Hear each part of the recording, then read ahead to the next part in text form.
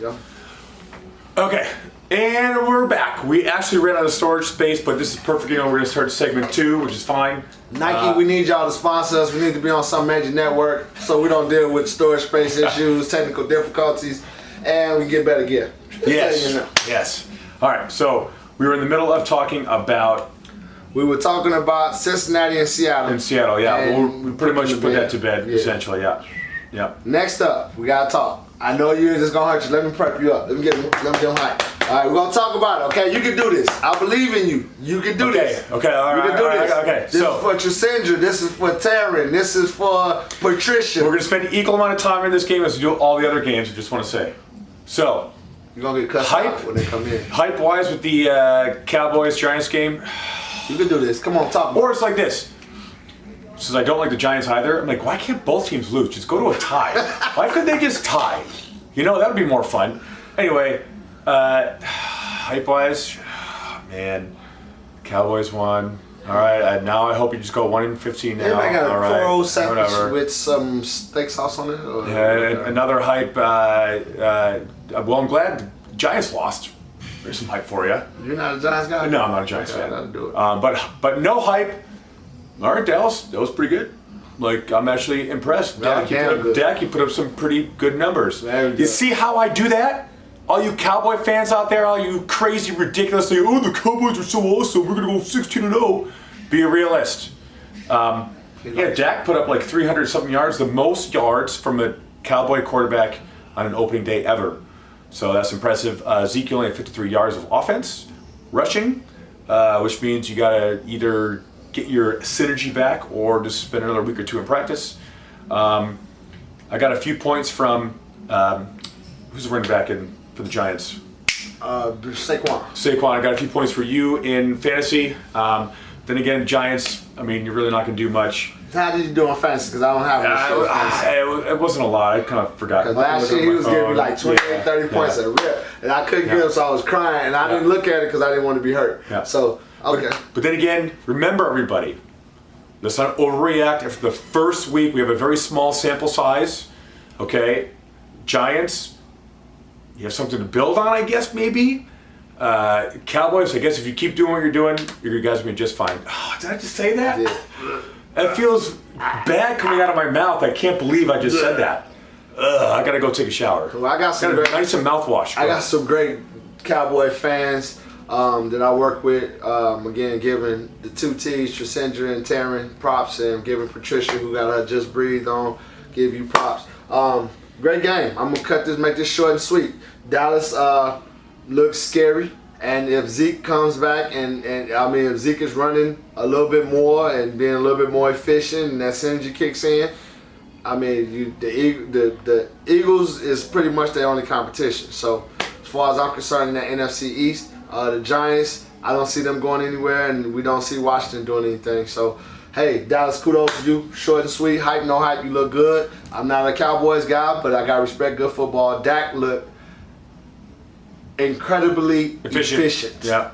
And that's scary. Yep. So, next up, this for Frisco and Tampa Bay. This for your boy. Sell all your stock on Jameis Winston, but I think hype-wise, we said that. I think we all said that at the beginning of the season. It was like, hey, either like get yourself together or get out. Right.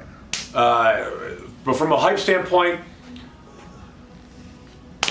oh well. Yeah. Yeah. Oh well, man. Like Shane had that. You are who we thought you were. Yeah, they Jameis Winston. Yeah. But from a no hype standpoint, you got to get better. You got to move on from Jameis. I don't even know who's their backup. I don't know who their backup. But they need to get, like you just said, right? 2 pick sixes. Yeah. 2, and I watched both of them. They were both dumb throws. Like this is your 4th film, and he's still not looking any better. So right there at you, and Jimmy Garoppolo, Frisco. They put up 31 points. They win. I still don't believe in him. I know he has a crazy record. He's even a backup quarterback on my fantasy team, but I still don't believe in him. So hype, no hype. Tampa Bay, I don't see you doing anything. Take that, Shane. Frisco, I don't see you doing anything. You just got a chance to play against Tampa Bay and you won. I'm saying in my no hype, watch out for Frisco. I'm telling you, they're gonna do better than everybody thinks that they're gonna do. I would like to see that. Yeah, so would I. Prove me wrong. Right. All right. So this is the 3 games we're gonna kind of talk a little bit about, and then we're gonna go into our preview for next week. Pittsburgh and New England. Crickets. That's all you can say. And I can say wait. This is what I say. That's what I say. Yep. Real quick. I know Tom Brady, I know you talk about this. He's like the driver. He makes it happen. But you got to give credit to the athletes and the system as well. For example, you look at the stat sheet. Wow, Tom Brady threw for 300-something yards. Okay, but when you throw a 3-yard slant route and then Josh Gordon breaks 6 tackles to go for 70 yards, that's not Tom Brady. You got to give credit to everybody on that squad. Right. Now, I understand, like I said, Tom Brady is who he is. He is the best. Okay, he gets the ball there. He gets it where it's supposed to be.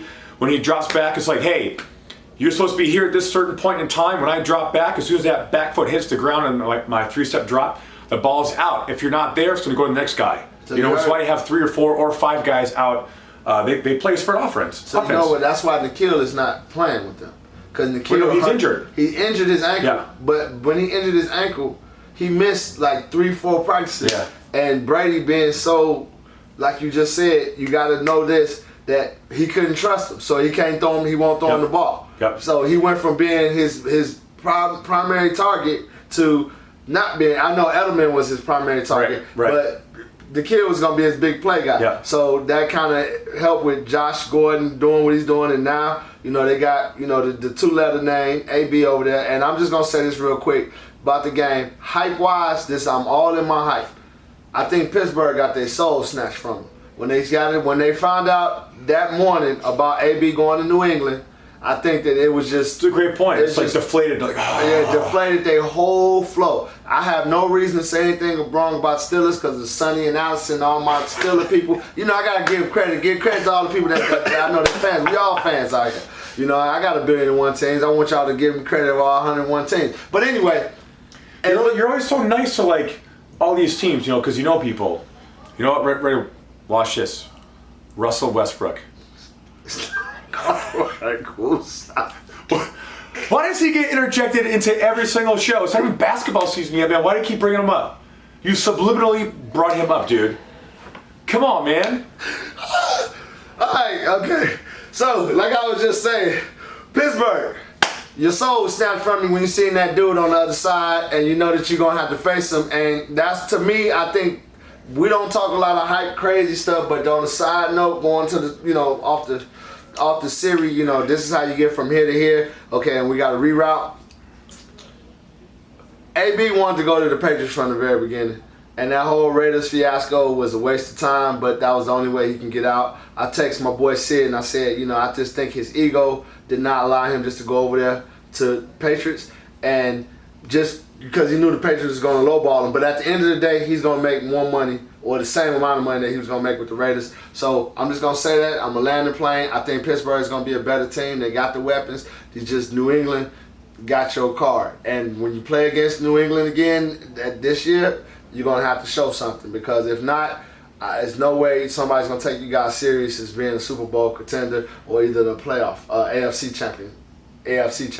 Classic example of hype, no hype. Hype, New England 1-15. Right. No hype, 15-1. Yeah. That's it. Moving on.